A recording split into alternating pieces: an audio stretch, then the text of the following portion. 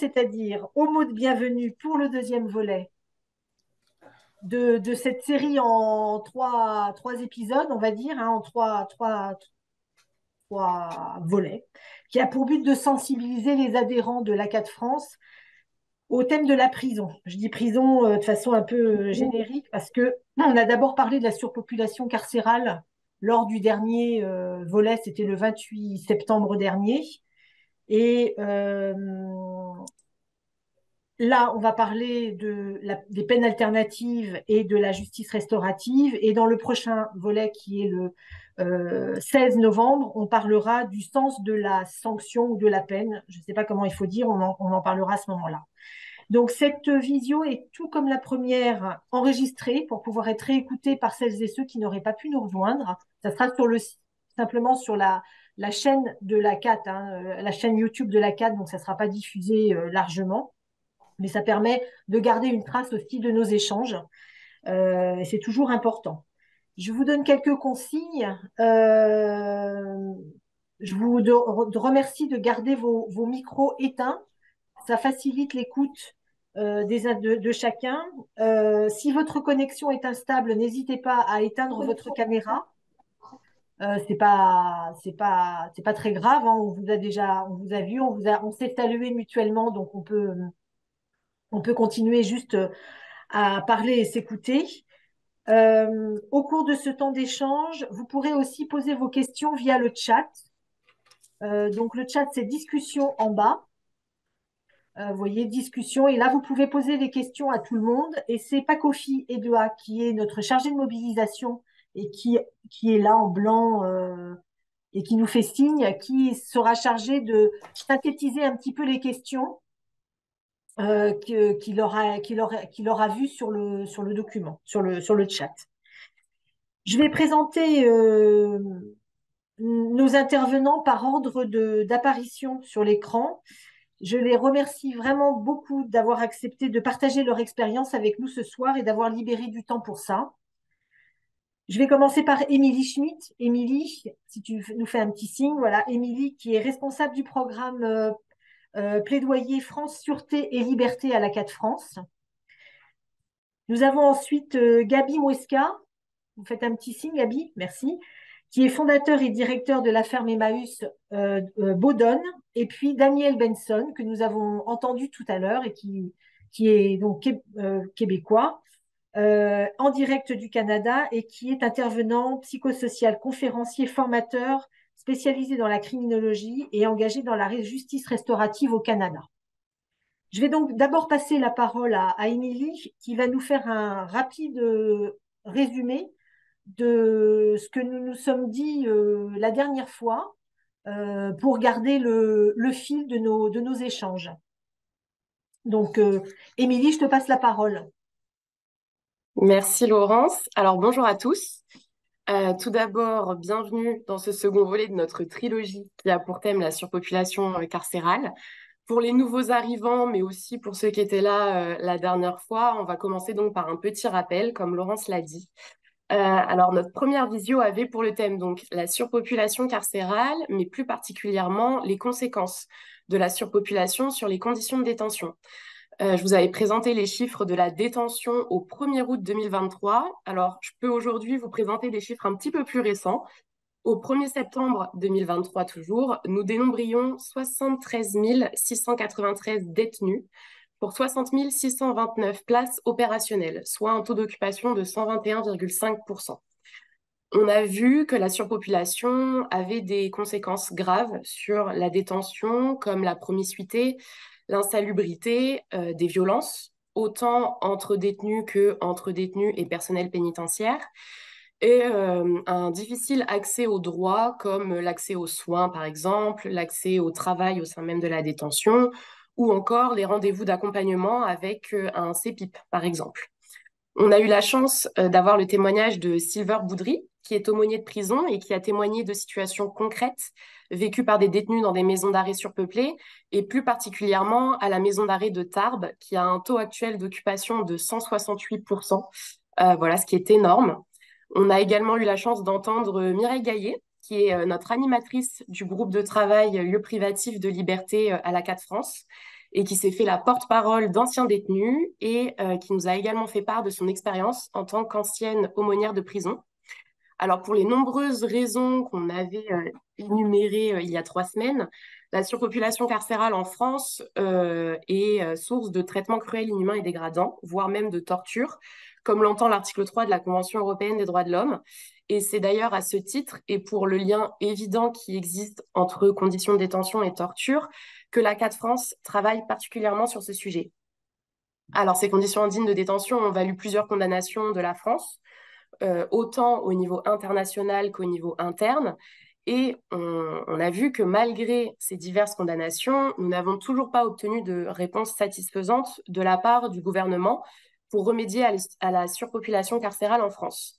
Et d'ailleurs, encore très récemment, il y a quelques jours seulement, il y a l'Assemblée parlementaire du Conseil de l'Europe qui a conseillé vivement à la France de mettre en place un mécanisme contraignant de régulation carcérale pour remédier à la surpopulation carcérale en France. Et à ce sujet, c'est une transition toute trouvée pour moi, parce que si un système de régulation carcérale est la réponse immédiate à apporter afin de remédier à la surpopulation carcérale, nous allons voir aujourd'hui qu'il existe d'autres moyens qui s'inscrivent plutôt dans le long terme cette fois pour remédier à la surpopulation ou au moins des moyens qui ont l'objectif de la réduire. Et c'est donc le cas des aménagements de peine et de la justice restaurative qui sont nos deux thèmes pour ce soir. Alors, on va commencer dans l'ordre de notre ordre du jour par les peines alternatives. L'idée est très répandue que plus une peine est sévère, plus elle est dissuasive. Pourtant, ça part d'un postulat qui est totalement erroné. Il y a des statistiques et des travaux de recherche qui ont été faits autant en France qu'à l'étranger. Ces travaux n'ont jamais pu démontrer que l'éventualité d'une peine d'emprisonnement serait plus dissuasive qu'une peine moins sévère, si je peux me permettre. La prison est souvent perçue à défaut comme la seule solution pour protéger la société. Seulement, toute personne qui est détenue, elle a vocation à sortir un jour de prison. Et vouloir simplement l'enfermer et la mettre hors d'état de nuire sans se questionner sur l'après, ça relève d'une vision à court terme. Et nous, ce qu'on souhaite, c'est avoir une vision beaucoup plus globale. La question de la réinsertion et de la réhabilitation des personnes détenues, c'est en réalité une question qui est tout aussi essentielle pour protéger la société.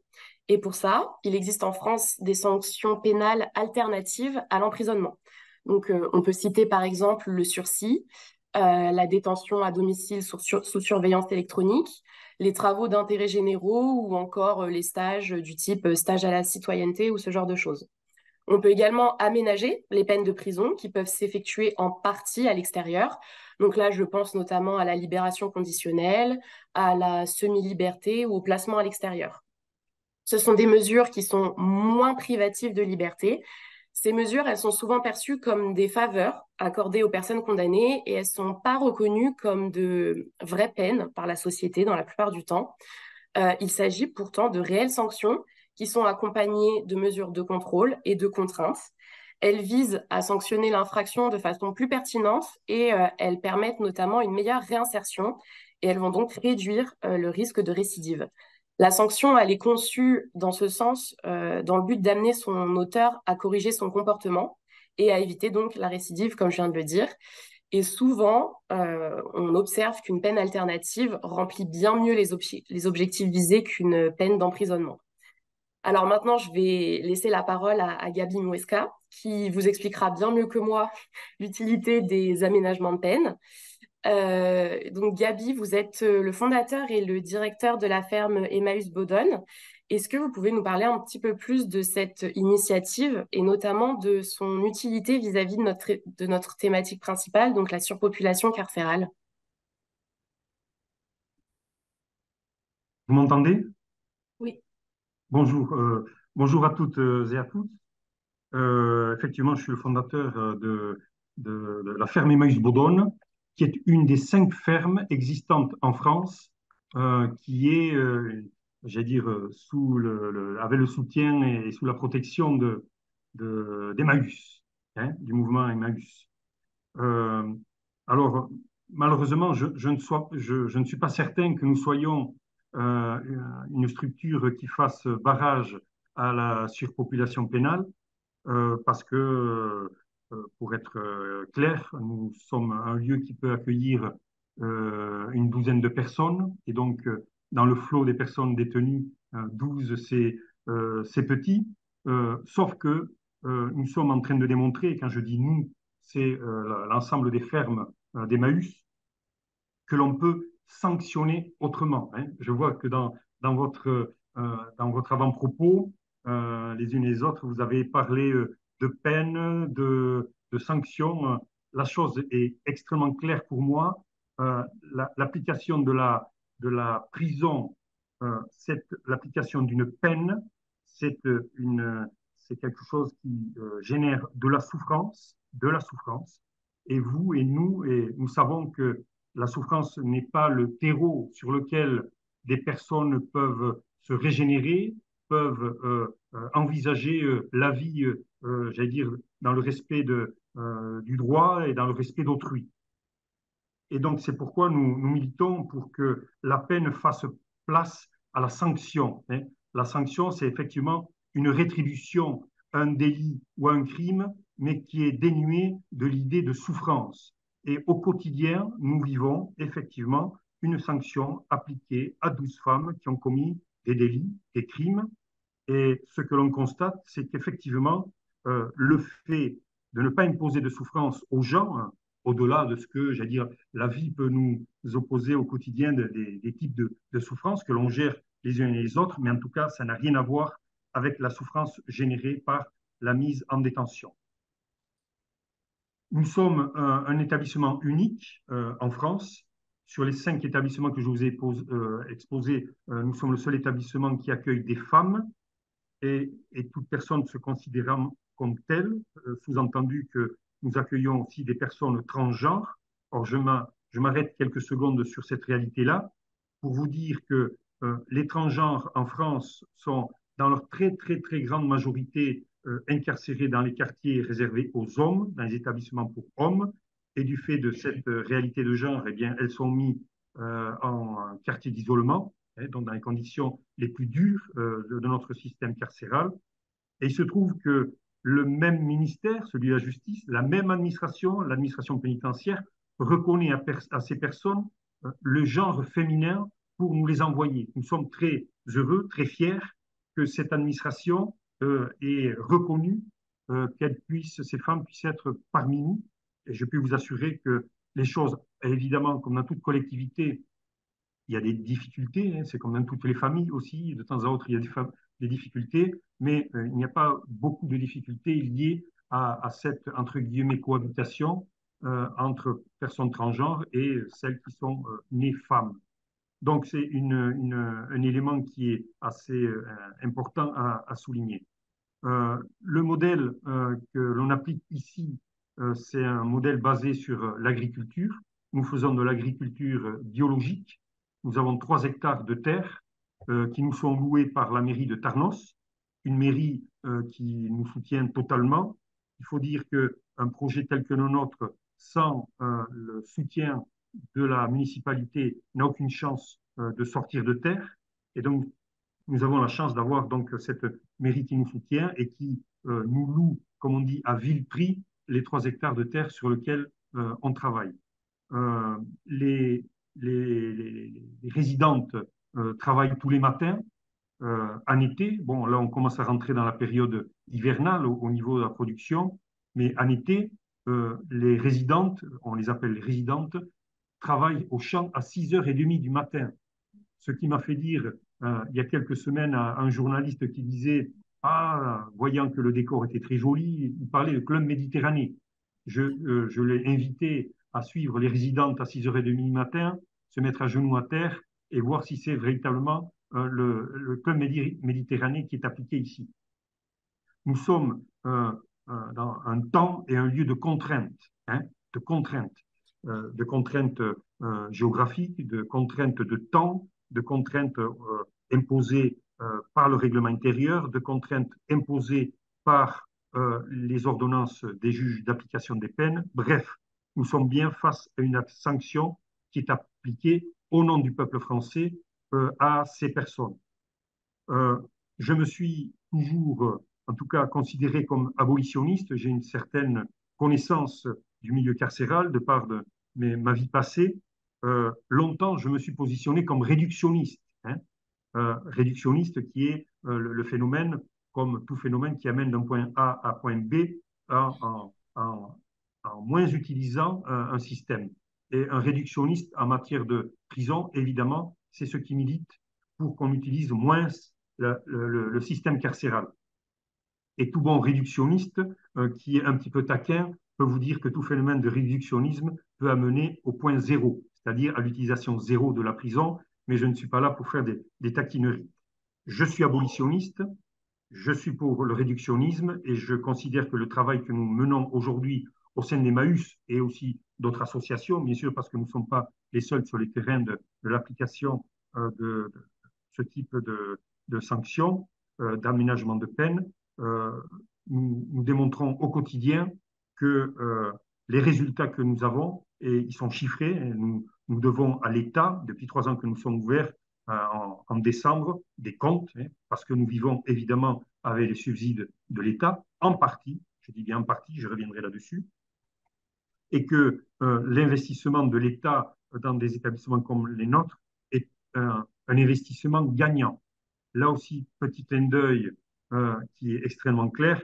Vous savez qu'aujourd'hui, en moyenne, tout type d'établissement pénitentiaire confondu, une journée par personne détenue revient à l'État, donc à nous, 105 euros. Nous sommes capables aujourd'hui de donner 105 euros en moyenne pour incarcérer dans 9 mètres carrés une personne humaine. Et quand je dis une personne humaine par 9 mètres carrés, c'est bien évidemment pour ceux qui ont la chance et le privilège d'être seuls en cellule, ce qui malheureusement n'est pas le cas de dizaines de milliers de détenus aujourd'hui qui sont obligés de partager, contraints, cet espace-là. Donc, 105 euros par jour que notre administration, nos politiques donnent pour que les personnes soient détenues dans 9 mètres carrés et incarcérées 22 heures sur 24. La même administration pour les mêmes personnes, parce que je rappelle que les personnes que nous avons sont toujours sous écrou.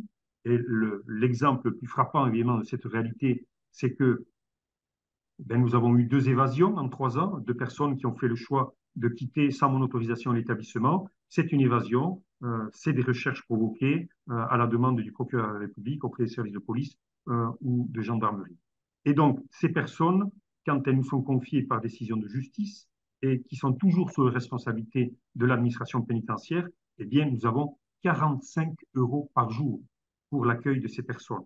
C'est-à-dire que nous sommes dans un système où, pour maintenir dans un état de non-vie, hein, et j'appuie à peine le trait, un système mortifère qu'est la prison, nous sommes capables de donner 105 euros par jour par personne, alors que pour les remettre dans une logique de vie, remettre debout ces gens-là, remettre dans des logiques de travail, eh bien, le soutien de l'État est à hauteur de 45 euros par jour.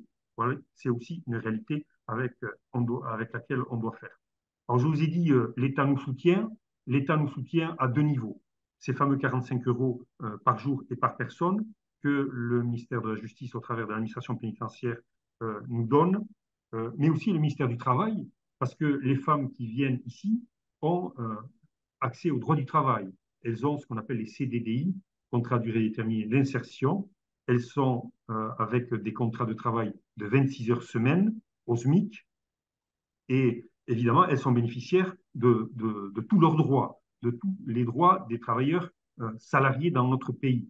Alors, je tiens ça aussi à le souligner parce que certaines de ces femmes-là, quand elles travaillaient en prison, elles nous disaient, mais c'est de l'esclavagisme moderne, c'est de l'exploitation qu'on a été pratiquement toutes obligées de subir parce que on doit payer les parties civiles, parce on a une partie de la famille qui est dehors qu'il nous faut soutenir, ou la famille qu'il faut aider pour qu'elle puisse venir nous visiter au parloir, etc., etc. Nous sommes donc dans des personnes qui ont connu cette réalité, cette relation malheureuse avec le travail et qui, aujourd'hui, chez nous, eh bien, sont des salariés. Et je veux dire, sont tellement des salariés que j'ai même, il y a de cela quelques mois, fait venir des syndicalistes, pour ne pas les nommer, de la CGT, de Bayonne, la ville voisine, pour justement faire une matinée de travail sur la question du droit du travail, du droit de grève, Et évidemment, des gens, lorsque je leur dis ça, mais, sont un petit peu choqués en me disant, mais tu incites les gens à faire grève. Je n'incite pas les gens à faire grève. J'incite à ce qu'elles soient en pleine connaissance de leurs droits. Et le droit, c'est aussi le droit du travail, parce que certaines d'entre elles vont effectivement travailler une fois passé la porte de notre établissement. En tout cas, c'est ce que je leur souhaite sur la question sur laquelle on travaille. Et donc, ces gens-là ont eu cette formation et quelques jours après cette formation, eh bien, j'en ai 3 sur 12 qui ont fait ce qu'on appelait la fameuse grève féministe, hein, le 8 mars dernier. Donc, elles ont arrêté le travail. Elles m'ont dit pourquoi elles ont arrêté le travail. L'après-midi, elles sont allées manifester dans les rues de Bayonne. Et puis, il y a une manifestation, je crois que c'était le 13 de ce mois-ci, où il y avait une grève nationale. L'une d'elles s'est arrêtée et m'a dit, demain, je ne vais pas travailler, je me mets en grève. Et elle est allée, là, elle était accompagnée par une bénévole de chez nous pour faire grève. Tout ça pour vous dire que ces femmes-là ont le statut de travailleuses et jouissent pleinement des droits du travail dans notre pays. Je vous ai parlé des bénévoles. Les bénévoles sont aussi un élément essentiel de notre structure. Euh, Tous les mois, on entend de formation des bénévoles, des nouveaux bénévoles, et je ne manque jamais de leur dire que elles n'ont pas conscience, ces personnes, euh, c'est majoritairement des femmes, vous n'avez pas conscience de l'importance de votre action quand vous travaillez au sein de la ferme Emmaüs Baudonne. Toutes vous diront, oui, effectivement, on consacre du temps, oui, on accompagne des résidentes voir le médecin, aller au kiné, aller à la poste, à la banque. Le matin, certains, on les accompagne au travail, on travaille avec elles, on a le genou à terre auprès d'elles, on échange, on parle tout simplement. Je leur dis, euh, tout ça, c'est très bien, mais ce que vous faites est encore plus important que ça et vous n'en avez pas conscience. Les femmes détenues, la majeure partie d'entre elles, et je rappelle que chez nous, nous avons la priorité donnée aux personnes qui ont des longues peines, des personnes les plus désocialisées, eh bien, la majeure partie de ces femmes sont en rupture avec notre société. Pour 2 raisons, majoritairement. 2 raisons.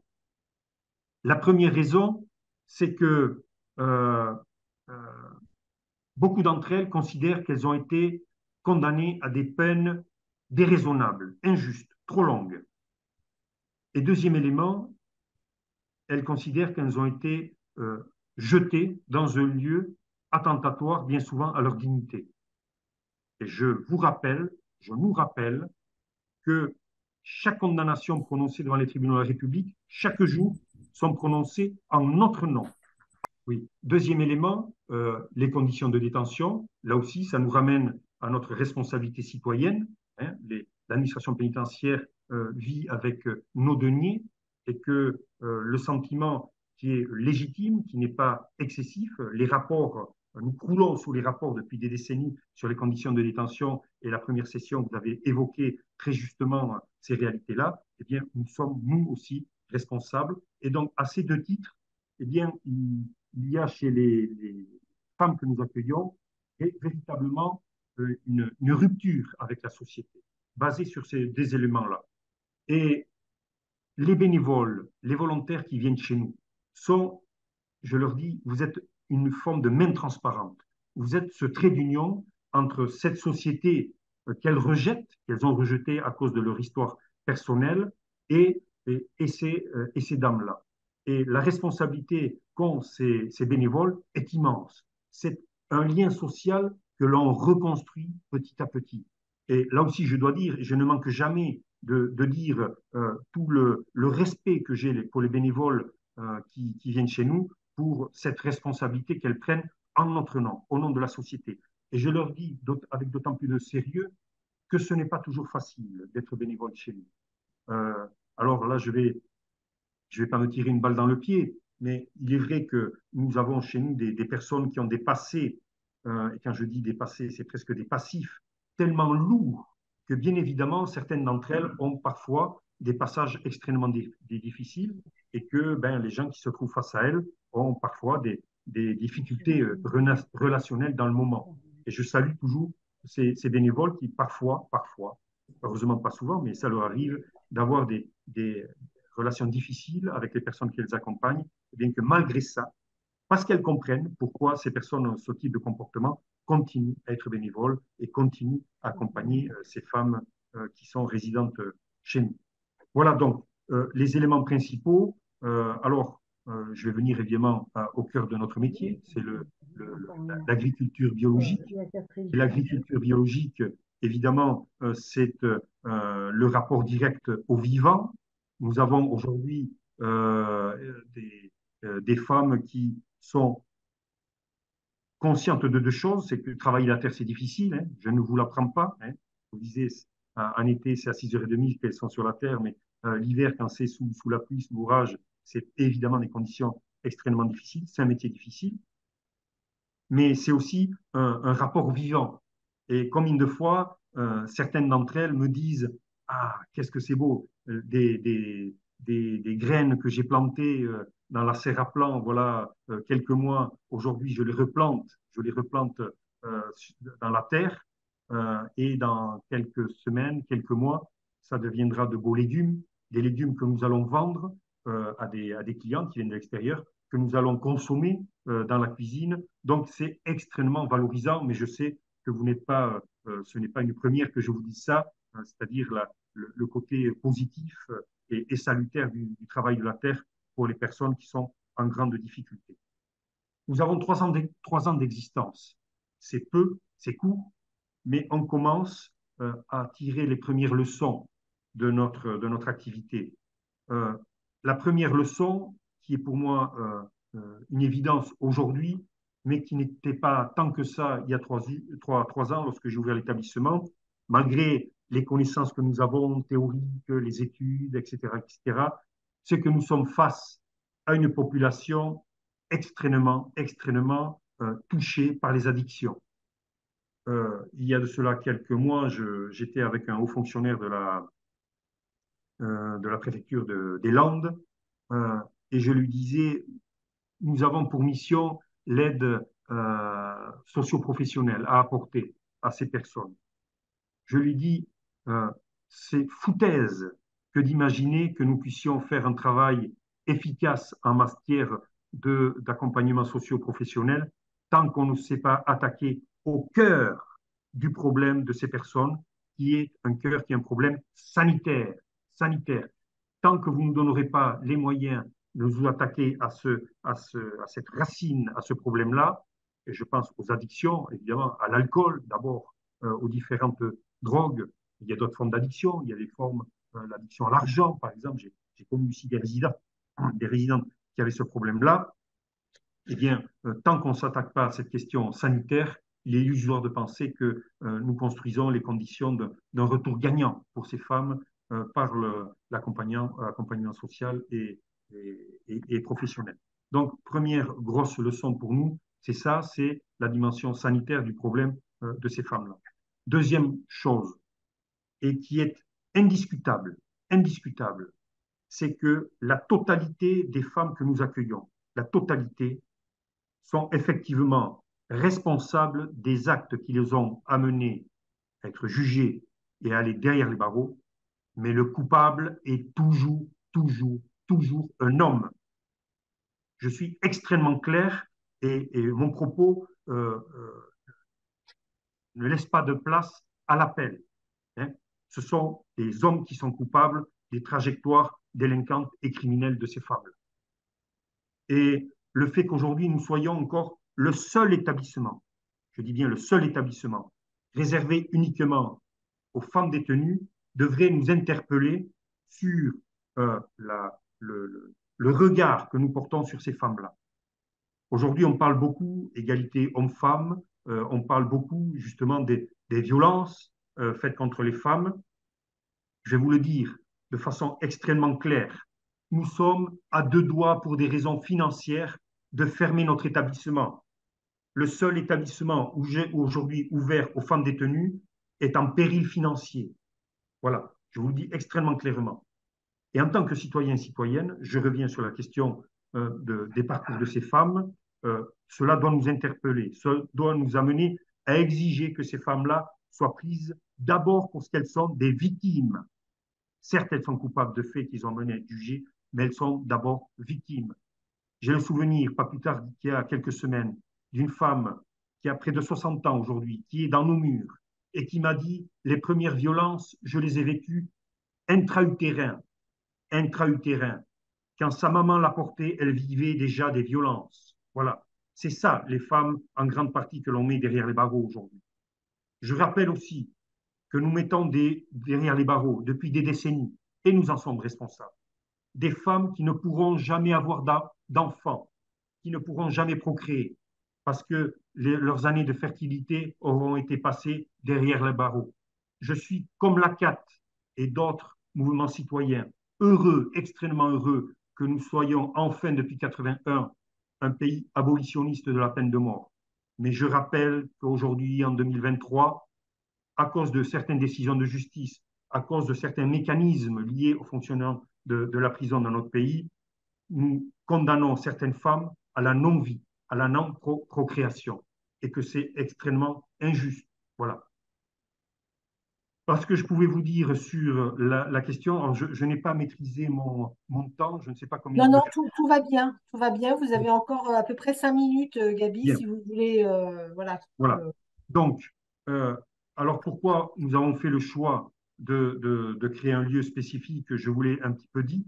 L'origine, c'est une rencontre que j'avais eue avec celle qui, depuis, est devenue notre marraine, Madame Christiane Taubira, qui était en poste de ministre de la Justice, et qui m'avait dit, je suis dans l'incapacité d'envoyer des femmes aujourd'hui dans des établissements qui sont au secours de ces femmes qui sortent de prison. Et donc, je reviendrai et donc je terminerai sur la question de l'aménagement de peine. L'aménagement de peine du placement extérieur, c'est ce que nous avons, c'est-à-dire que ces personnes-là nous sont confiées par décision d'un magistrat, le juge d'application des peines. Ces femmes-là vivent ici, elles ont une chambre, chambre évidemment sans barreau, elles ont un travail, payés au SMIC, contre 26 heures, et un accompagnement social renforcé. C'est-à-dire qu'on prépare évidemment avec des professionnels leur sortie du dispositif et leur entrée dans le monde réel de personnes libres. C'est pour moi, en tant que pratiquant, le meilleur statut, le placement, le placement extérieur, pour créer les conditions d'un retour gagnant pour les personnes qui sont détenues. Et je déplore bien évidemment le chiffre rachitique de placement extérieur qu'il y a aujourd'hui en France. Et je voudrais vraiment que les professionnels se mobilisent, les professionnels et le milieu associatif, pour promouvoir le placement extérieur qui est vraiment un outil efficient par rapport à la lutte contre la récidive. Je dis ça aussi, je vous ai parlé qu'on avait les aides de l'État. Nous avons évidemment des fondations qui nous soutiennent. Le privé est très important et est essentiel dans le soutien financier à notre structure. Je suis membre d'Emmaüs. Je suis donc membre d'un mouvement qui est critique par rapport au fonctionnement de notre société sur le plan économique, politique, social, etc. Nous sommes déterminés à lutter contre les raisons de l'existence encore de plus en plus prégnante de la pauvreté et de la grande pauvreté dans notre pays et au-delà. Euh, mais nous sommes aussi un mouvement qui ancre son action dans la création des conditions d'un monde autre, d'un monde plus fraternel. Et quand je dis fraternel, ce n'est pas un mot que j'utilise beaucoup ici dans mon quotidien, puisqu'on parle plutôt de sororité, hein, parce que je suis dans un milieu grandement féministe. Et donc, nous considérons que c'est un progrès social, j'ai presque envie de dire un progrès civilisationnel de tourner le dos à la prison et de créer justement ce qu'on appelle donc des sanctions qui sont celles des aménagements de peine, mais aussi des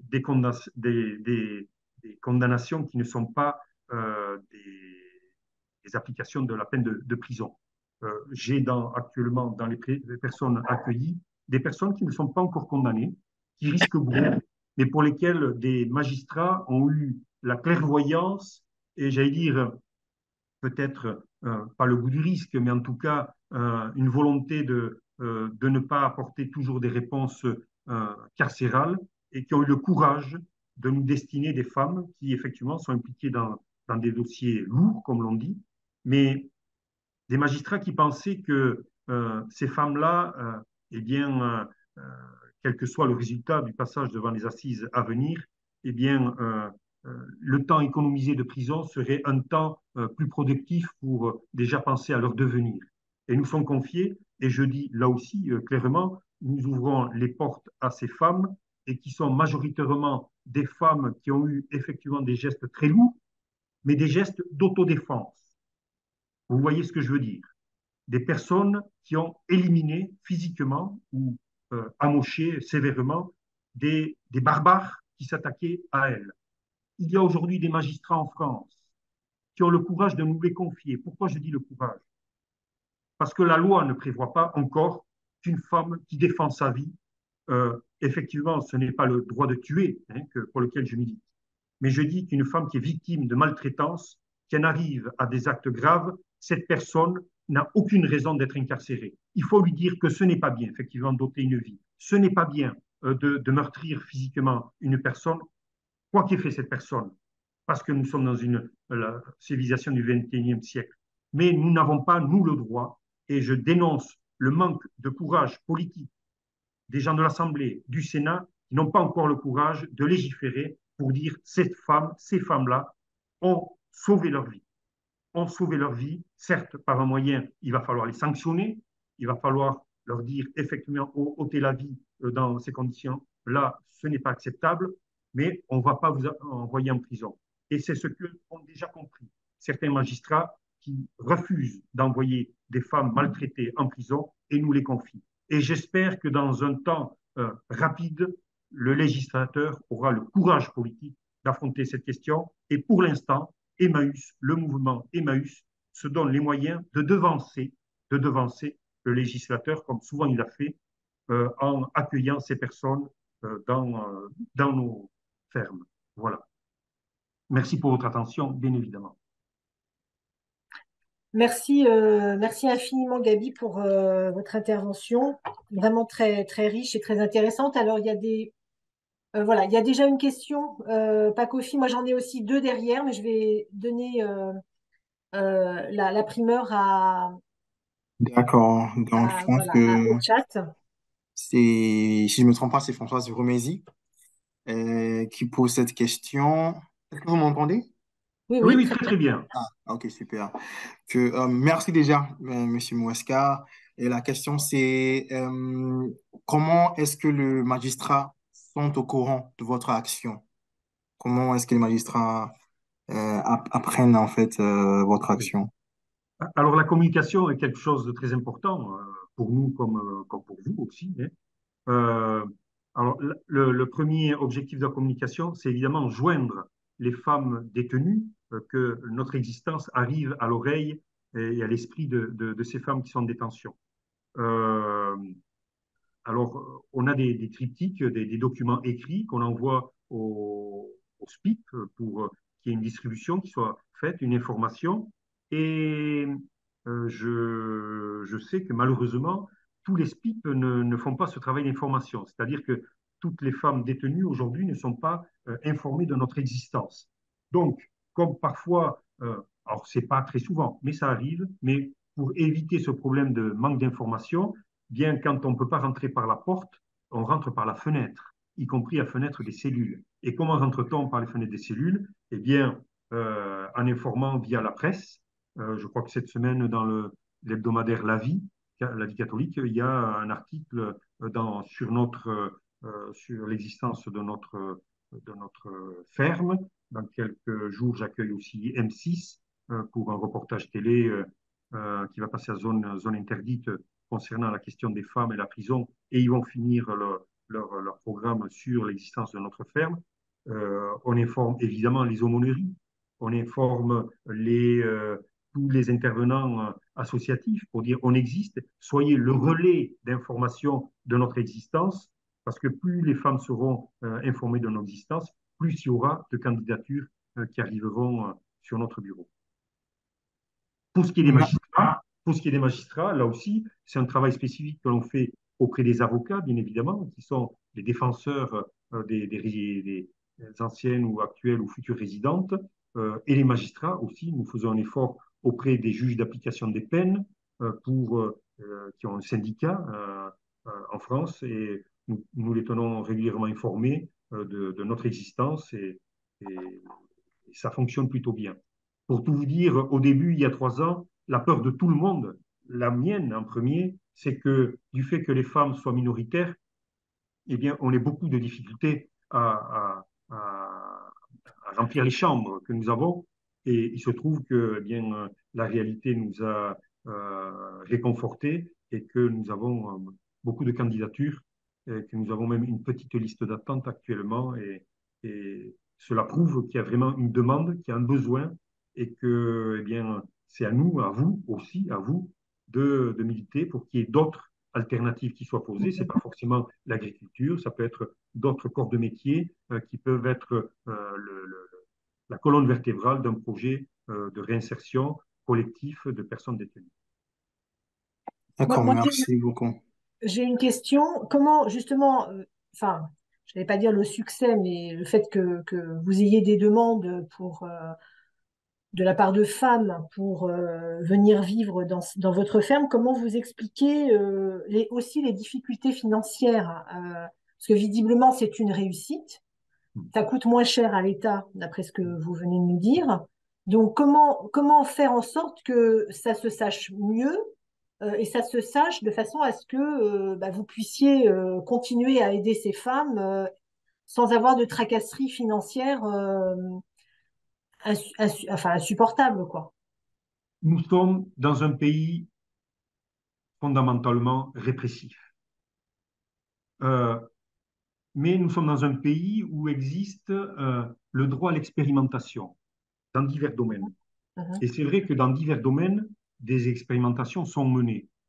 Et malheureusement, c'est vrai dans le pénal, c'est vrai dans le carcéral, des expériences qui sont menées, qui sont mesurées, et qui sont en fin de compte reconnues comme extrêmement positives, eh bien, ça reste à l'état d'expérimentation. Je vous donne un exemple. La prison de Casabianda, en Corse, qui est une prison ferme, c'est une ferme prison, qui a des centaines d'hectares. Alors certes, c'est une population carcérale particulière, c'est les affaires de mœurs qu'on dit, et les fonctionnaires qui sont incarcérés là-bas. C'est donc une population qui n'est pas, j'allais dire, de criminalité habituelle. Mais cette expérimentation existe depuis plus de 60 ans. Depuis plus de 60 ans, bon, ça s'est gâté ces 2, 3 dernières années. Mais pendant plus d'un demi-siècle, il n'y avait que des rapports extrêmement positifs. Extrêmement positifs. Vous croyez qu'il y aurait eu un deuxième ou un troisième qui aurait eu un essaimage de ce modèle? Non, non. Par contre, quand il y a des visites de parlementaires qui viennent d'autres pays, de commissions de ceci, commissions de cela, bien souvent, on les amène à Casabianda, comme chez nous aussi, nous sommes très visités, parce qu'effectivement, c'est des bonnes pratiques. C'est des bonnes pratiques. Mais nous sommes dans un pays où on ne valorise pas les bonnes pratiques, où on n'est pas dans la logique de la reproduction des expérimentations sociales qui marchent. Et c'est ce qu'on a déploré concernant nos fermes, mais on n'a pas dit notre dernier mot. Hein. Quotidiennement, nous luttons. Emmaüs lutte pour qu'on ait les moyens de travailler. Et je vous le dis, en tant que directeur d'établissement, je suis dans une situation calamiteuse sur le plan économique. Voilà. Mhm.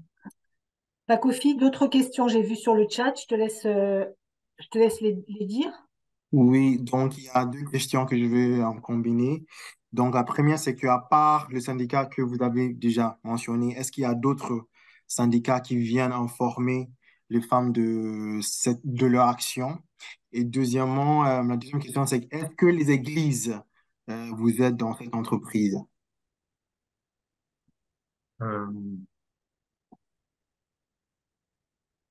Concernant la première question sur les syndicats, alors c'est pas une maison des syndicats ici, hein, je ne vais pas faire venir tous les syndicats les uns après les autres. Hein, il est important d'apporter la connaissance sur le droit du travail, évidemment, mais je n'ai pas vocation à créer un pool syndical dans notre établissement. Mais c'est vrai que régulièrement, j'appellerai et si c'est la CGT que j'ai fait venir la première fois, je pourrais appeler notre syndicat la fois suivante. Donc, il n'y a pas de souci là-dessus. Les églises. Euh, Nous avons eu des aides, par exemple du Secours catholique. Euh, Nous avons eu l'aide malheureusement du regretté Jacques Gaillot. Au tout début, c'est un des premiers donc, qui était évêque de son État, qui nous a quittés il y a quelques mois, qui nous a aidés, qui a compris l'intérêt de promouvoir un outil au service de la dignité humaine, tout simplement. Et pour ce qui est des églises, il y a encore cela quelques mois, je suis intervenu dans un colloque à l'Université catholique de Lyon, justement sur un colloque très, très, très intéressant, j'allais dire fondamental. Peut-être que vous n'avez pas été informé de ce colloque, Si, mais je si. crois que l'ACAT a été représentée. Certains membres ici présents étaient effectivement représentés, Mireille notamment. Et la question qui était posée, la question de ce colloque, c'était le passage de la notion de peine à sanction. C'était fantastique. Pourquoi? Parce qu'à l'origine de tout ça, il y a quand même l'Église. C'est quand même notre société judéo-chrétienne qui a fondé l'idée de la souffrance, racheter nos péchés pour aller au paradis. Le modèle pénal, carcéral, il est basé là-dessus, sur la souffrance. Le fait aujourd'hui qu'il y ait encore une minorité d'adultes consentants, incarcérés dans notre pays, qui n'ont pas encore accès à la sexualité, une réalité d'aujourd'hui. Elle est liée à quoi? C'est qu'il ne faut aucun plaisir. La prison, c'est le territoire du non-plaisir et de la souffrance. Donc on continue. Et je dis à l'administration pénitentiaire, vous continuez à nourrir cette logique depuis 200 ans, c'est-à-dire l'absence de moindre source de plaisir dans votre système, il faut souffrir, alors qu'il y a des oligarques du Vatican qui eux-mêmes sont revenus sur cette notion-là, des oligarques du Vatican. Et l'administration pénitentiaire est toujours sur cette vision de la souffrance. Même si ce n'est pas assumé évidemment. Mais les réalités que vous avez dit en quelques chiffres, la surpopulation, ce que ça génère, c'est la souffrance au carré. Chaque instant de vie de la personne détenue est en souffrance. Et quand je dis en souffrance, j'associe aussi le personnel. J'associe le personnel de l'administration pénitentiaire qui vivent eux aussi au quotidien une forme de souffrance. Merci. Est-ce qu'il y a d'autres questions? Euh,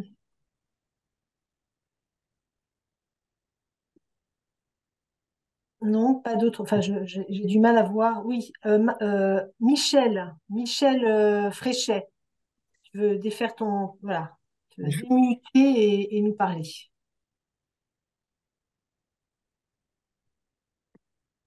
Après, je pense qu'il y a aussi Yves qui aimerait intervenir Yves après. ensuite, d'accord, et Yves ensuite. Alors, Michel, voilà. Excusez-moi, Non, non, sur vas-y. mon ordi. Voilà. Donc, il fallait que je m'habitue un peu aux touches de celui-là. Oui, alors, par rapport à la souffrance, je comprends ce que vous nous avez dit, mais ça me gêne un peu par rapport au message chrétien, parce que si si on écoute bien ce que nous dit Jésus, en fait, il a souffert pour nous, mais c'est pour nous rendre heureux. Donc, on n'est pas censé nous racheter par ces souffrances. Donc il y a une grosse erreur théologique, à mon avis, là-dessus. Moi, je pense beaucoup plus à la réparation par rapport à la société. Et voilà, c'est ce que je voulais dire, la première chose que je voulais dire. La deuxième chose qui allait aussi dans le sens de ce que vous dites à propos de la souffrance aussi des encadrants et des personnels qui encadrent les prisons. Il y avait une émission très intéressante aujourd'hui sur France Culture d'un d'un ancien cadre d'une maison je crois que c'est pas une maison d'arrêt, c'est une centrale, et qui expliquait que c'était une souffrance aussi pour les gardiens de prison de voir les conditions dans lesquelles étaient incarcérés les prisonniers, de voir que les caïds dans ces établissements font la loi d'une certaine façon, même par rapport au personnel pénitentiaire, en faisant courir des menaces sur ces personnes-là, en se procurant de la drogue, toutes sortes de choses qui paraissent euh, inaccessibles en temps normal, mais ce sont des personnes qui sont très bien équipées, qui, avec des drones, arrivent à se livrer eux-mêmes toute la marchandise voulue.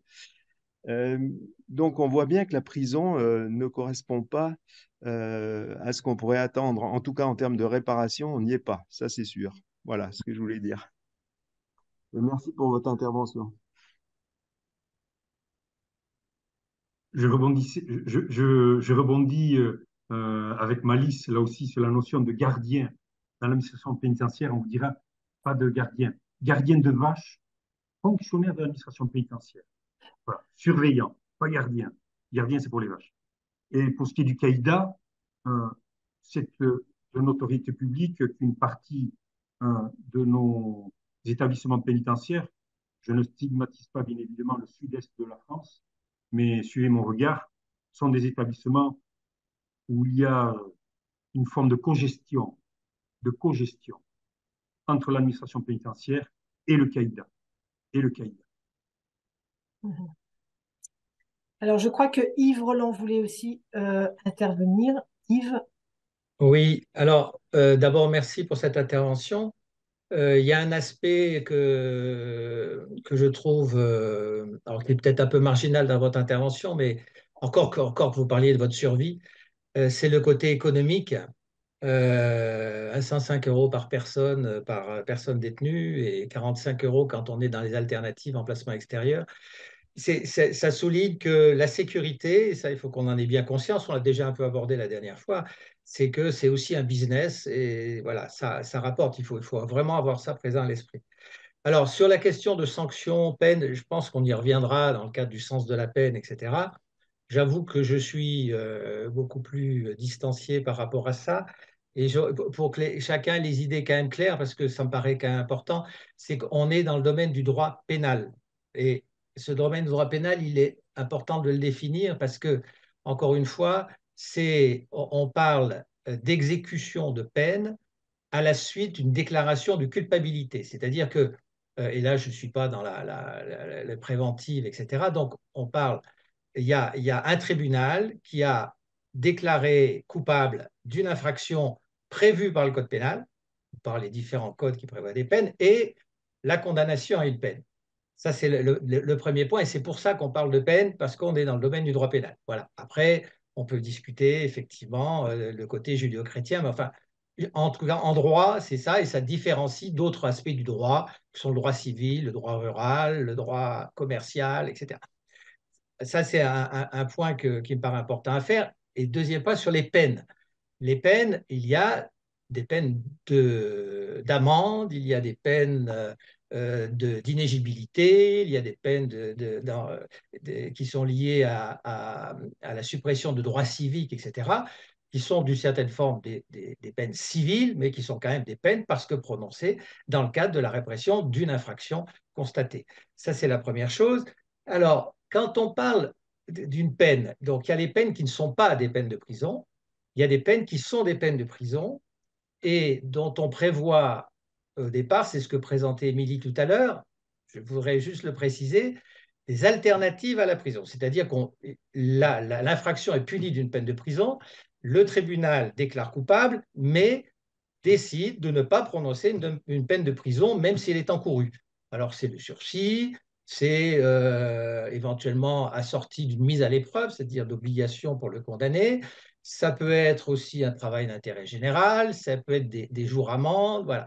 Ça, c'est les alternatives à la prison. Et puis, il y a ce que vous avez évoqué, l'aménagement de l'exécution d'une peine de prison, qui elle-même se fait à je ne sais pas, on va dire 99 ou 98% à l'intérieur d'une cellule dans une prison.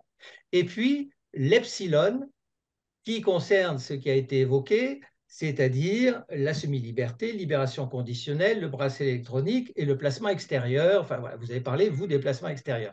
Alors, pourquoi je dis ça? c'est parce que notre combat à nous, il est justement pour dire qu'effectivement, il n'y a aucune raison avec l'ensemble de ce dispositif que quand on parle de condamnation, on ne pense qu'à la prison. Émilie a bien souligné que c'était contesté, y compris par le Conseil de l'Europe, en disant ben, révisez votre logiciel. Condamnation ne veut pas dire prison. Voilà. Et c'est vrai que vous l'avez tous dit, dans l'esprit français quand même, en général, s'il n'y a pas une peine de prison, on l'a déjà dit la dernière fois, c'est que ce n'est pas une vraie peine. Voilà. Ça, c'est vraiment à revoir et ça, on a vraiment du boulot. Et puis la deuxième chose, c'est que même quand on dit prison, il y a plusieurs modalités d'exécution des peines de prison qui ne sont pas forcément, effectivement, à vous mettre 3 ou 4 dans une cellule, dans une maison d'arrêt surpeuplée, etc. On l'a déjà évoqué la dernière fois. Voilà. C'est vraiment ça notre combat. Et je pense que votre exemple prouve qu'on peut faire autre chose, on peut inventer autre chose, que ça existe déjà.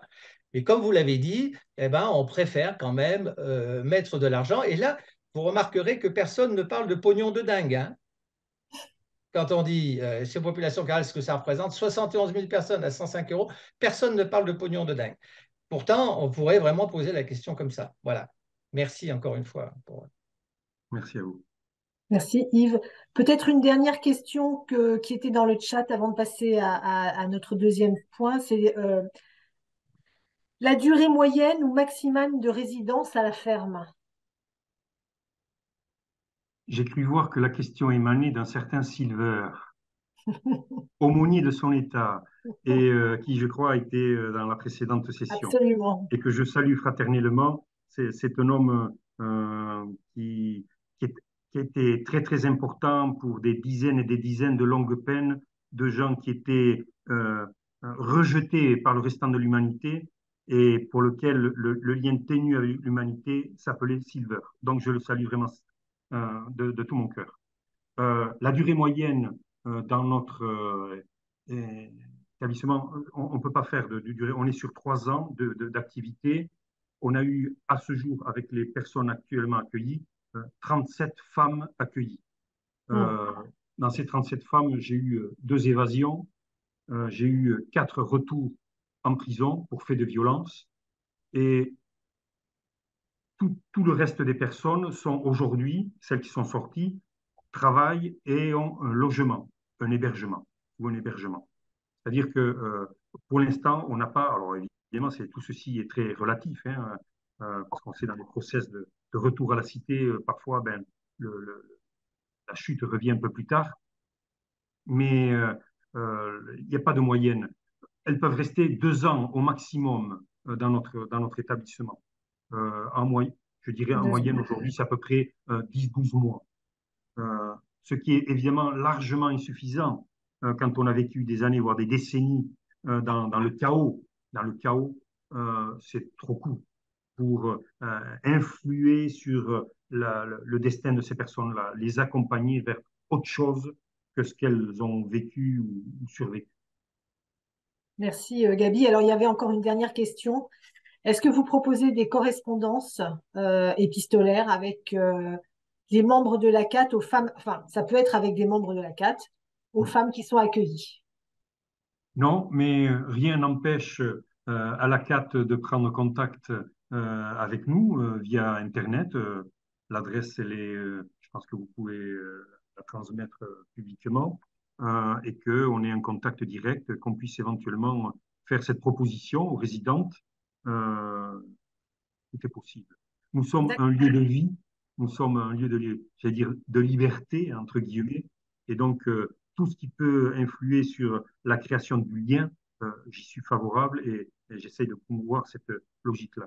Un vieux responsable de communauté, Emmaüs m'avait dit un jour, un bon responsable de communauté ou de structure comme la mienne, c'est celui qui sait créer le lien. Voilà. Et c'est du lien que naît souvent l'étincelle qui donne envie de vivre autre chose que le déclin, la violence, le rapport de force, etc. On s'y essaie au quotidien ici. Alors, encore une question.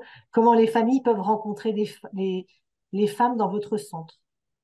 Eh bien, comment les familles se rencontrent en fait? Oui. alors on n'a pas de ce qu'on appelle des UVR, mais je rappelle que la majeure partie d'entre elles sont des femmes qui n'ont plus ou très très peu de liens sociaux. Certaines ont des origines lointaines. Je vous ai parlé du Suriname, de la Guyane.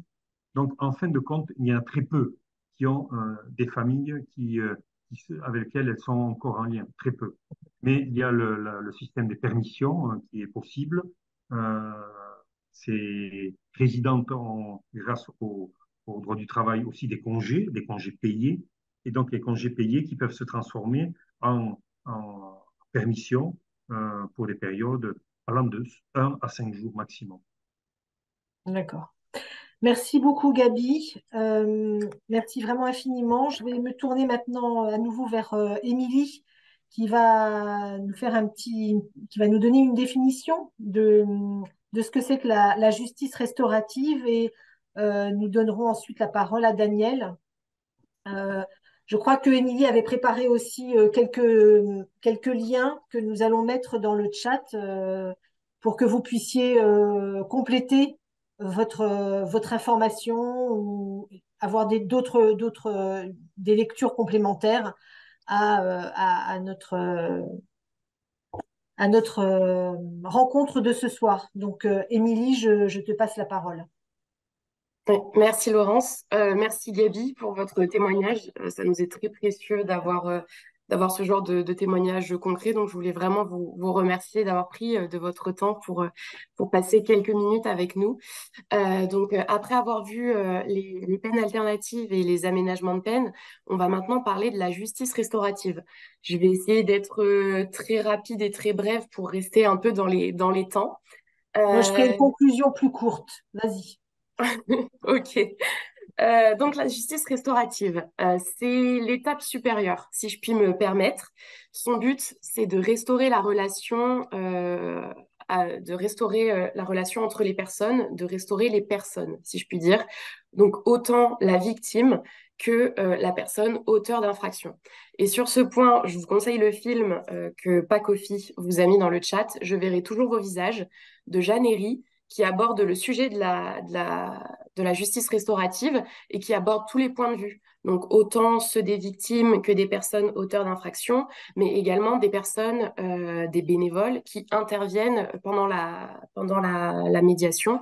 Et donc c'est un film qui est vraiment très bien fait et qui aborde magnifiquement le sujet. Donc je vous le recommande vivement.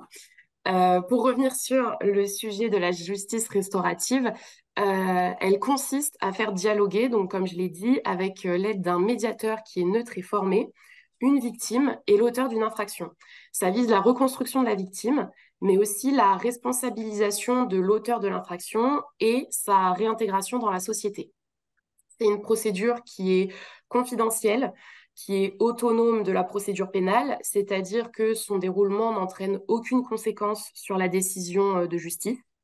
Elle peut être mise en place à tout moment, à tout stade de la procédure, donc avant, pendant, après, et même s'il n'y a au final aucune poursuite. La justice restaurative permet aux personnes qui sont concernées par l'infraction, pardon, et par ses répercussions de dialoguer, de se poser les questions du pourquoi, du comment de l'infraction et de tenter d'y répondre ensemble. Elle peut prendre plusieurs formes. Donc, on a les rencontres directes auteurs-victimes qui vont mettre en relation les auteurs et les victimes d'une même affaire. On a les rencontres indirectes, là, qui vont mettre en relation des victimes et des auteurs qui ne sont pas concernés par la même affaire et qui ne se connaissent pas. Et on a également les cercles de soutien qui sont proposés uniquement aux auteurs qui sortent de détention. Alors en France, on observe les balbutiements de la justice restaurative à partir de 2010. Ça a été ensuite aidé par plusieurs réformes, notamment en 2014 et en 2017, qui sont venues régir sa mise en œuvre. Les derniers chiffres dont on dispose, c'est grâce à l'Institut français de justice restaurative, qui ont un très bon site que je vous conseille d'aller voir également si ça vous intéresse. C'est le site justicerestaurative.org, qui est très bien fait et très intéressant, qui est dans le chat. Et alors, ces derniers chiffres, ils nous datent de 2021. En 2021, on a 39 mesures de justice restaurative qui ont été réalisées. Et ces 39 mesures ont bénéficié à 54 personnes.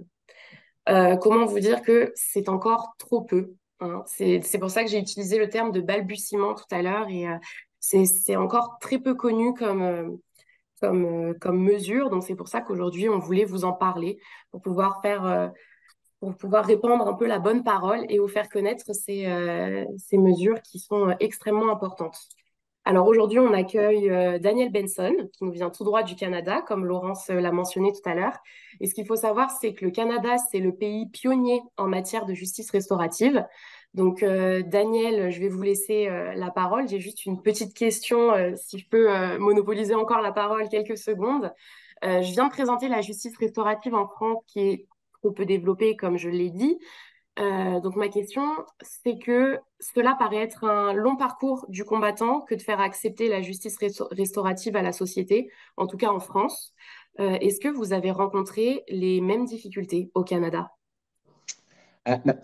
Merci de la question. Je voulais l'aborder dans ma présentation, mais vous savez, le système de justice pénale dans son ensemble, puis quand je parle de système de justice pénale, je parle des tribunaux, du code pénal, des systèmes d'incarcération coercitifs.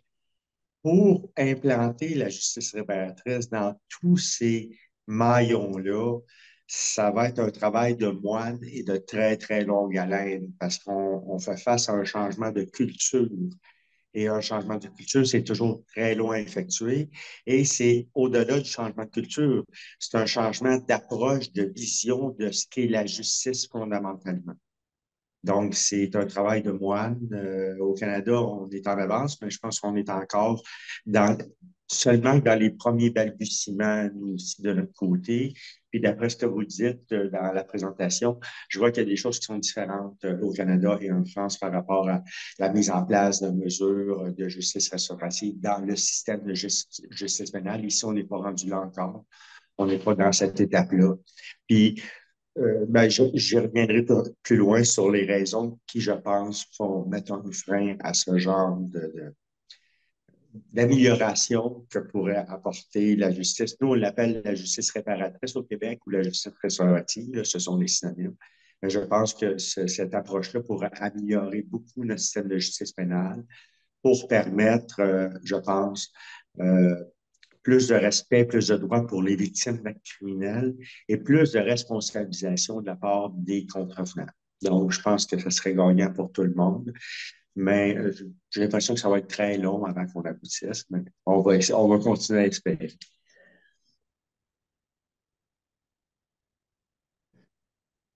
Donc, est-ce que je peux y aller? Oui, oui, allez-y, J'ai continue. bien répondu à votre Continue. question, oui. Oui, oui, c'est Ouais, déjà. merci. C'était parfait. Merci beaucoup. Donc, nous, au Québec, le mouvement de justice réparatrice date au début des années 2000, donc une vingtaine d'années. Et, pour ce genre de mouvement-là, 20 ans, c'est comme un petit bébé encore. Je pense qu'on marche, mais on ne court pas encore. C'est principalement géré par le Centre de justice réparatrice qui organise que des employés et des bénévoles. Les bénévoles sont très importants parce que les bénévoles, ça a été la semence première de ce mouvement-là. Ça a d'abord été un mouvement qui a été opéré seulement par des personnes bénévoles qui ont réussi à avoir du financement et à créer des emplois pour des gens qui soutiennent ce mouvement-là d'une façon plus constante. Donc, nous, c'est principalement des rencontres détenus-victimes. Par contre, nous, au Québec, il n'y a pas de rencontre entre la victime et l'agresseur du même délit. Ça va être un délit similaire. Un agresseur sexuel va rencontrer une victime de viol, mais ça ne sera pas l'agresseur comme tel. Ça va être quelqu'un qui a commis le même genre de délit. Et évidemment, il va y avoir un médiateur. Et évidemment, les deux personnes vont être préparées avant les premières rencontres parce qu'on ne veut pas que ça soit un espace de vengeance ou de permettre à un agresseur de revivre ses fantasmes déviants. Donc, les gens sont bien préparés et à tout moment, durant le processus, il peut avoir un terme. Puis si ça dérape durant une rencontre ou si quelqu'un se sent inconfortable. Donc, mais il y a des gens qui sont là pour entourer le processus pour que ça se fasse dans la sécurité de tous et la bienveillance. Et nous, au Québec, les centres de soutien servent presque exclusivement à des auteurs de crimes à caractère sexuel. Donc, ce sont des cercles de victimes, de bénévoles qui vont soutenir quelqu'un souvent d'une façon hebdomadaire. Donc, qui vont accompagner quelqu'un. La personne qui est l'agresseur va avoir les coordonnées de tous les bénévoles, les numéros de téléphone, tout, pour qu'il puisse contacter avec quelqu'un si ça va pas bien, s'il y a euh, des idéations qui sont potentiellement dangereuses, ils vont pas se référer à quelqu'un. Et généralement, les cercles de soutien fonctionnent très bien pour la réinsertion sociale et ça se fait après la période d'incarcération.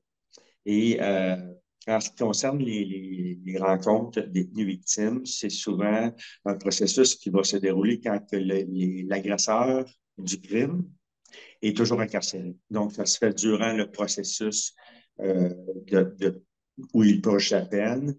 Donc, ça n'a pas d'impact sur la peine et ça n'a pas d'impact avant le prononcé de la peine non plus.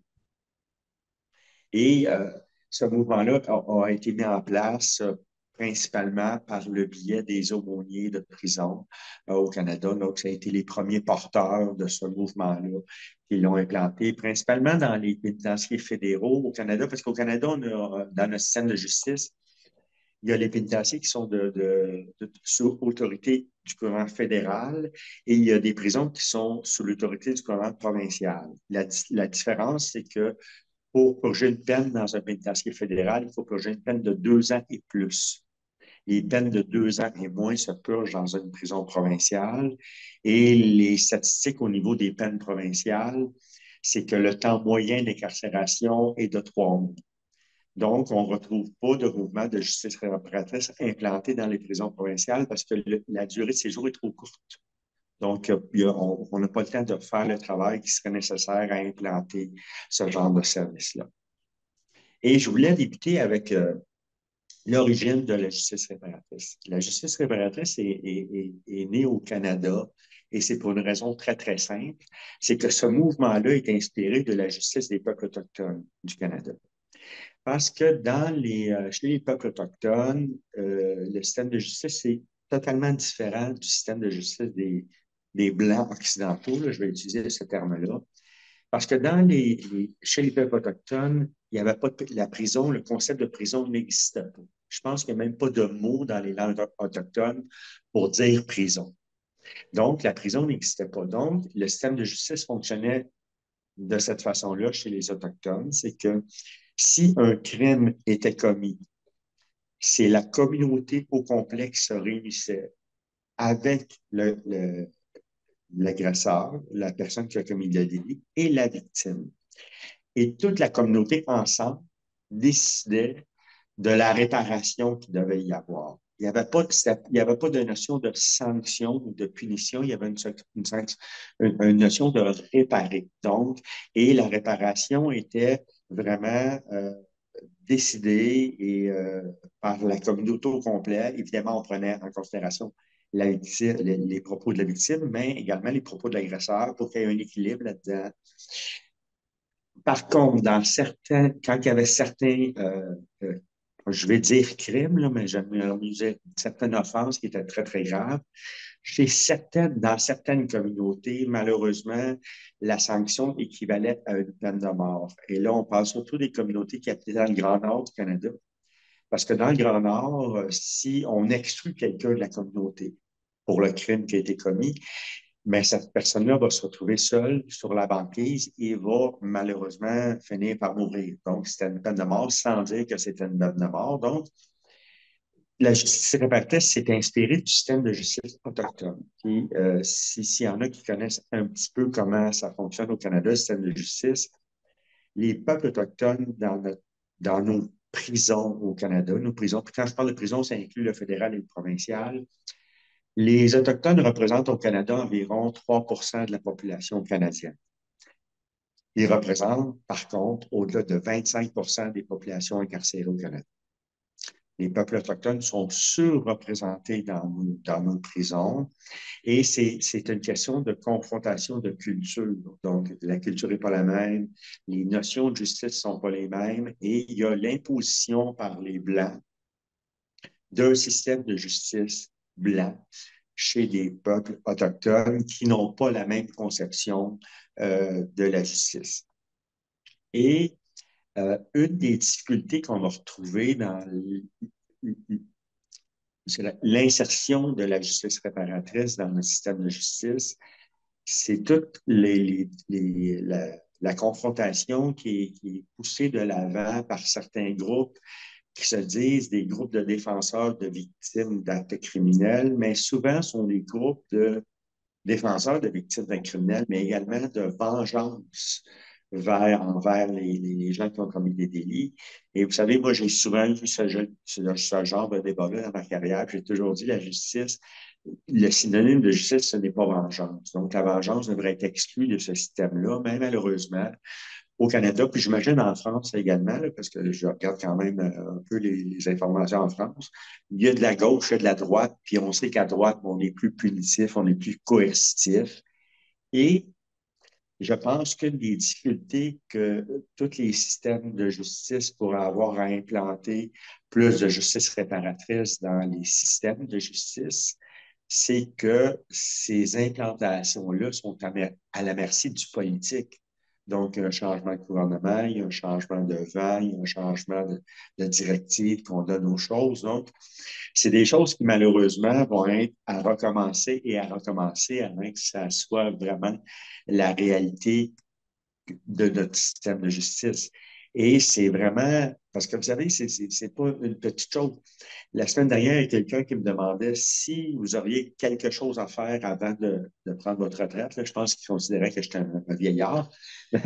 Et j'avais dit, s'il y avait quelque chose que moi que j'aimerais faire, c'est de réunir autour d'une même table, ça prendrait une grande table, là, tous les acteurs du système de justice. Et là, on parle des gens qui s'occupent du code pénal, de l'application des peines, des avocats, autant de la défense que de la couronne, des victimes de crimes, des agresseurs, des gens qui s'occupent du système de justice pénale, pour qu'ensemble, autour d'une grande table, d'une même voix, on revoie notre système de justice. Comment on pourrait améliorer ce système de justice-là? Puis là, je vais faire un petit bout sur M.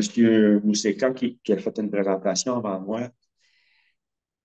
Moi, j'ai travaillé pendant plusieurs années dans un pénitencier pour femmes au Canada. Et au Canada, selon les dernières statistiques qui sont sorties, les plus récentes, 85 des femmes incarcérées au Canada, ce sont des femmes qui ont été victimes d'abus sexuels, physiques et psychologiques sur de longues périodes de leur vie. Donc, la majorité des femmes qui peuplent nos prisons au Canada, puis je pense que c'est la même chose en France, là, selon le premier interlocuteur, ce sont d'abord et avant tout des victimes. Moi, j'accompagnais principalement des femmes qui avaient tué, donc qui avaient été coupables d'homicide. Environ 80 de ces femmes-là avaient assassiné un conjoint violent. Donc, ces femmes-là n'ont pas de valeur criminelle. Ce ne sont pas des criminels. Donc, ces femmes-là arrivaient en prison et se disaient, OK, j'ai 15, 20, 25 ans de détention devant moi. Et moi, j'accompagnais ces femmes-là dans le processus d'intégration puis de retour en communauté.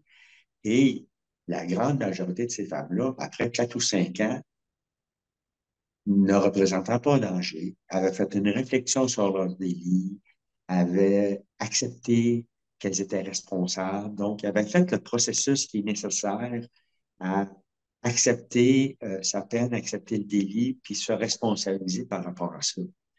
Et ces femmes-là ne représentent aucun danger pour la société. Et au Canada, là, vous ferez la conversion en euros, là, je ne sais pas combien ça fait en euros, mais au Canada, incarcérer une femme dans un pénitencier fédéral coûte environ 220 000 par année. Maintenir une femme dans un lieu d'enfermement, je vais l'appeler comme ça, alternatif. Au Québec, on appelle ça des maisons de transition. Donc, c'est des centres où les gens vont à la sortie de prison pour se réinsérer dans la société. Maintenir quelqu'un dans une maison de transition coûte environ 45 000 par année. Donc, c'est une économie considérable. Donc, ces femmes-là, on aurait pu facilement les mettre dans une maison de transition où elles auraient été, il y aurait eu des conditions, des heures d'entrée, de sortie, mais par contre, ces femmes-là, au lieu de perdre 10, 15, 20 ans de leur vie dans un pénitencier, auraient pu, pendant ces années-là, se réinsérer dans la société. s'occuper de leurs enfants, travailler, devenir des payeurs d'impôts comme tout bon citoyen. Et la société aurait été en sécurité. Mais avancer ce genre d'idée-là au Canada, c'est de dire, de se faire crier, de se faire lancer des cailloux par les groupes de défenseurs des victimes qui vont dire non, elle l'a tué, il faut qu'elle reste en prison. C'est que la notion de punition, la punition, ce n'est pas de la justice. Moi, je pense que la justice doit servir à réparer les gens. Autant les gens qui ont commis un délit que les gens qui ont subi un délit. Il faut, parce que vous savez, la libération de prison, c'est le rêve ultime de toute personne qui est incarcérée, mais c'est la libération du crime qu'on a subi et le rêve ultime de toute victime aussi, de pouvoir vivre sans toujours avoir ces images-là ou ce sentiment-là d'avoir été violé, d'avoir été victime de quelque chose. Donc, je pense, moi, qu'il faut continuer à travailler. Il y a beaucoup de gens qui travaillent au Canada, il y a beaucoup de gens qui travaillent dans d'autres pays pour faire avancer notre système de justice, pour que notre système de justice soit plus juste. Parce que la justice se doit d'être juste. La justice ne doit pas être synonyme de vengeance, dont on va le punir. Parce que vous savez, les gens oublient souvent une chose. Vous savez, on prend deux personnes, là, A et B, qui ont commis un délit similaire, et on les condamne tous les deux à 5 ans de prison. Toutes les deux. A, on va lui donner du soutien psychologique, de l'aide, on va l'aider à se réinsérer dans la société. On va lui proposer des mesures alternatives pour pas écouter sa peine, parce que la peine reste la même, mais pour purger sa peine dans un autre lieu qu'un lieu de privation de liberté. On va l'aider, cette personne-là. Et B, lui, ben, on va le garder en prison pendant 5 ans. On va le punir correctement. Puis même en bonus, on va peut-être donner un petit coup de fouet de temps en temps parce qu'il a été vraiment méchant. La question fondamentale qu'on doit se poser, ce n'est pas est-ce que c'est l'alternative A ou l'alternative B qui est la bonne. C'est lequel des deux qu'on veut comme voisin dans 5 ans. Parce que les gens qui peuplent nos prisons vont tous, à part peut-être une infime minorité, retourner dans nos sociétés. Et si on ne prend pas le temps de nous occuper de ces gens-là, j'aime pas ça dire ça, réparer, là, parce que les gens se réparent eux-mêmes, mais de les aider à se mettre dans une situation de réparation, de comprendre le tort qui a été posé, parce qu'il faut qu'il y ait une réflexion. C'est pas juste le réparer, mais il faut qu'il y ait une réflexion derrière tout ça. Si on ne prend pas ce temps-là, ben à ce moment-là, tous les argents qui sont investis dans nos systèmes de justice, et autant chez vous qu'au Canada, ce sont des systèmes qui coûtent excessivement cher et ce sont les contribuables qui payent pour ça. Je pense qu'on a le droit d'en avoir pour notre argent. Si ces systèmes-là qui coûtent extrêmement cher ne sont pas efficaces, ben il faut les changer, tout simplement. Merci. Sylvain Boudry dit d'ailleurs, intervient dans le chat en disant le bénéfice directement observable de la justice restaurative concerne la baisse importante de la récidive. Exactement. Si, vous savez, on prend quelqu'un qui commet un crime, on le met en prison bêtement, on le ressort de prison dans 2 ans, il va probablement y retourner. Le taux de récidive, je ne sais pas comment il est en France. Au Canada, il est relativement bas, mais c'est parce que quand on incarcère les gens, puis je pense qu'on est loin des conditions désastreuses des prisons françaises au Canada. Il y a quand même des programmes dans les prisons, du soutien psychosocial qui est offert aux personnes incarcérées, qui peut leur permettre de réfléchir et de ne pas recommettre de crimes. Et d'ailleurs, vous savez, un des paradoxes qu'on voit au Canada, c'est que le crime le plus grave, qui est le crime d'homicide, la grande majorité des gens qui sont condamnés pour homicide au Canada, puis je ne sais pas, je n'ai pas vu d'études ou de chiffres en France, je n'ai pas vraiment cherché non plus, la grande majorité de ces gens-là ne sont pas des criminels. Donc, ce ne sont pas des gens qui portent des valeurs criminelles, c'est des gens qui commettent un crime. Le mari arrive chez lui, voit sa femme avec un amant, puis il tue sa femme. Bon, c'est pas un criminel. Il a payé ses impôts, il a 2 enfants, il a toujours travaillé toute sa vie.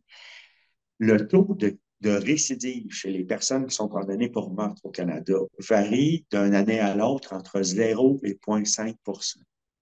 Dans les 25 dernières années, dans l'ensemble du Canada, si je me souviens bien de la statistique, il y a eu 8 récidives de meurtre dans des gens qui avaient été condamnés pour meurtre. Mhm. C'est le délit où il y a le moins de récidives, tous délits confondus. Et quand on dit ça à des gens, ils sont toujours très étonnés parce que c'est le pire crime, oui, mais il ne faut pas juste regarder le crime, il faut regarder par qui il est commis, ce crime-là aussi. C'est ça qui est important de voir. Puis c'est ça que les gens oublient aussi. Parce que, puis c'est sûr que le citoyen normal qui ne connaît pas beaucoup les systèmes de justice, il ne voit que l'horreur devant lui d'un crime qui a été commis. Il faut avoir une vision plus large un peu pour comprendre davantage les raisons qui poussent quelqu'un à commettre un délit et qu'est-ce qu'on fait après, parce que ça a été fait, on ne peut pas changer ça. Malheureusement, on ne peut pas changer cette situation-là, mais on peut intervenir sur l'après et comment on peut améliorer notre système et les personnes dans l'après. Merci beaucoup, Daniel. Je me tourne vers. Alors, il n'y a pas d'autres questions dans le chat, mais est-ce que vous avez des questions à poser à Daniel? On a encore quelques minutes ensemble. Je vais essayer de regarder si. Bonsoir. Ouais. Ouais. Oui, merci encore, Daniel, pour cette intervention. Donc, moi, j'avais juste une petite question de savoir euh, dans quelle mesure est-ce que les pratiques de la justice restaurative, dans quelle mesure est-ce qu'elle a changé la perception populaire des Canadiens sur, et là, je sais que je vais empiéter sur le sujet de de la semaine, du troisième volet, mais est-ce que ça a changé la perception populaire du sens de la peine? Qu'est-ce qui constitue en fait une sanction, une peine? Est-ce que cette pratique-là a révolutionné ou bien c'est juste chez les personnes qui étaient déjà disons, partisans de ce genre de pratiques, comme les aumôniers, comme les autochtones?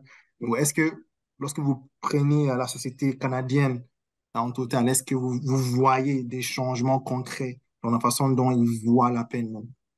Non, je vous dirais que non. Et malheureusement, c'est parce que ce mouvement-là de justice réparatrice est connu principalement par les gens qui œuvrent près du système de justice pénale. Comment ça être connu davantage là, quand on s'adresse aux victimes là, qui sont informées de ça?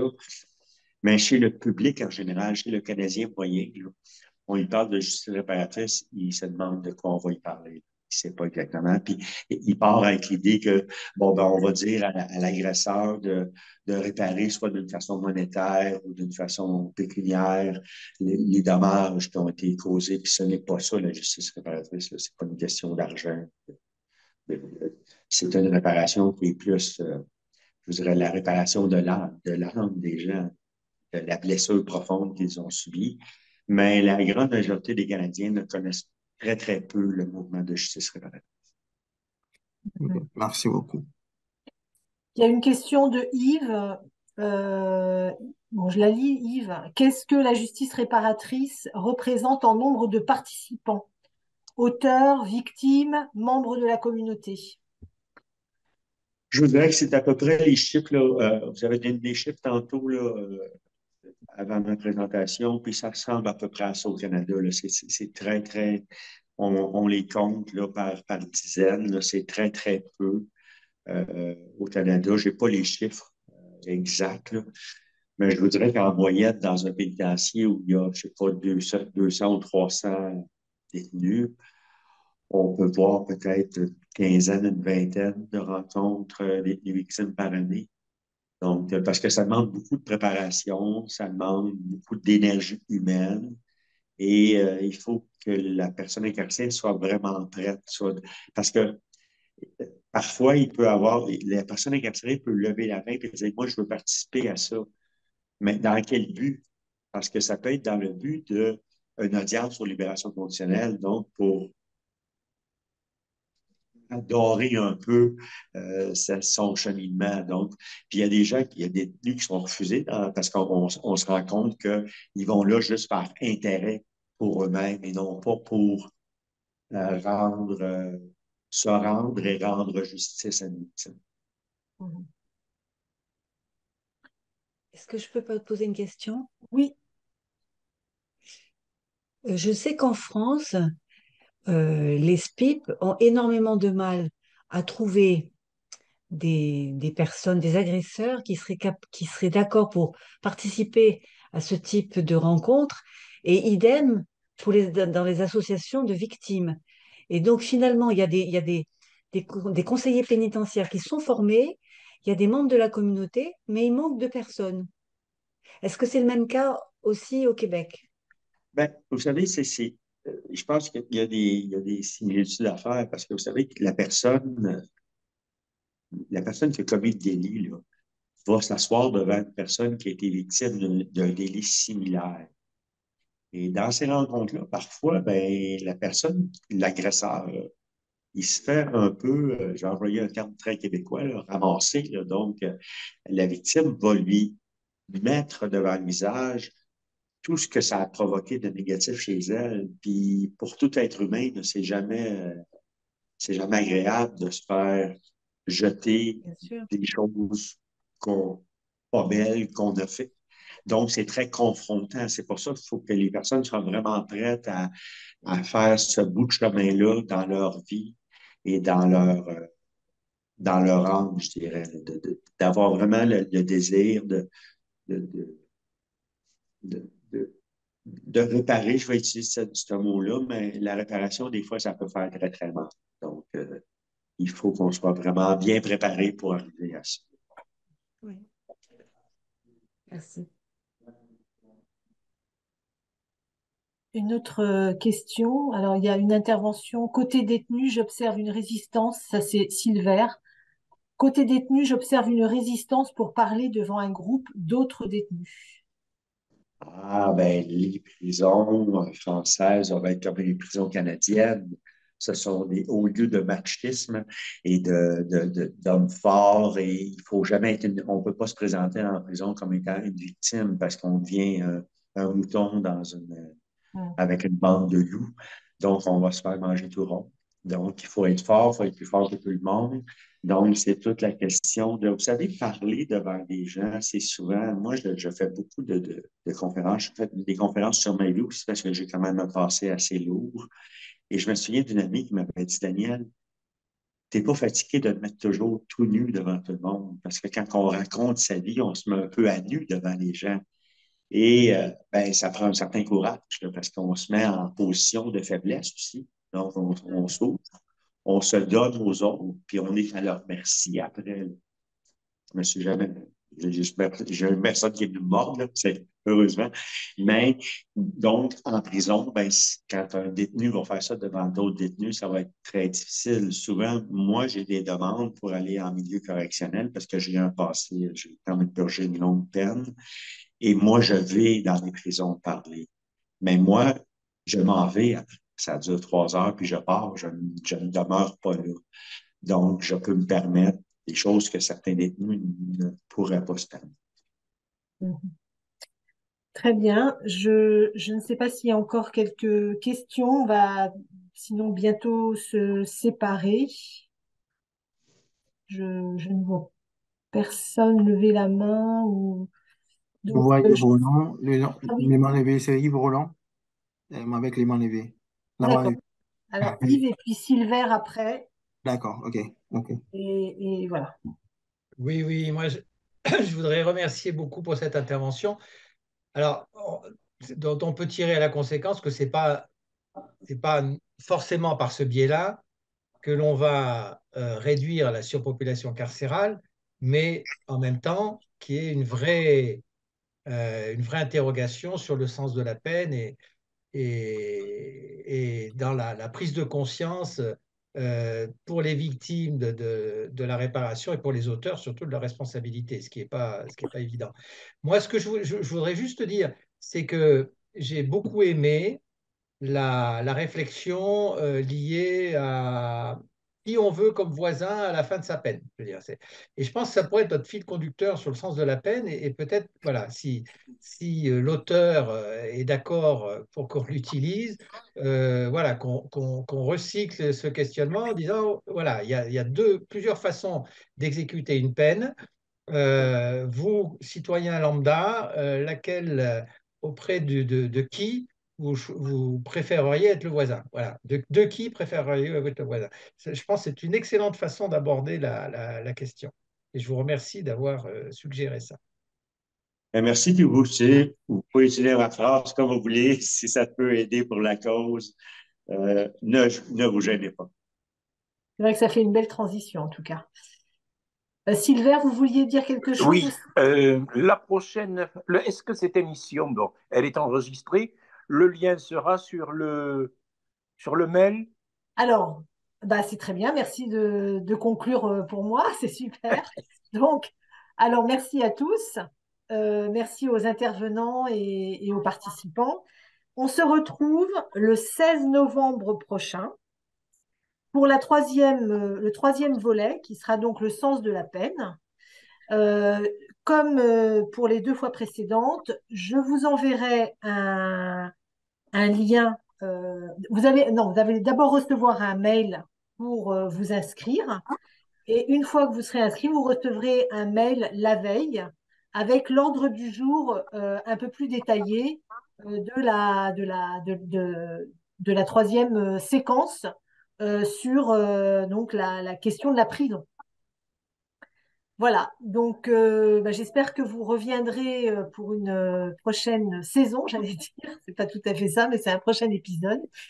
Et je vous remercie infiniment, intervenants, participants, voilà, de passer du temps comme ça ensemble sur des sujets qui nous importent beaucoup. Et je vous souhaite une très bonne soirée. Merci à tout le monde parce que vous avez été tous merveilleux, je trouve.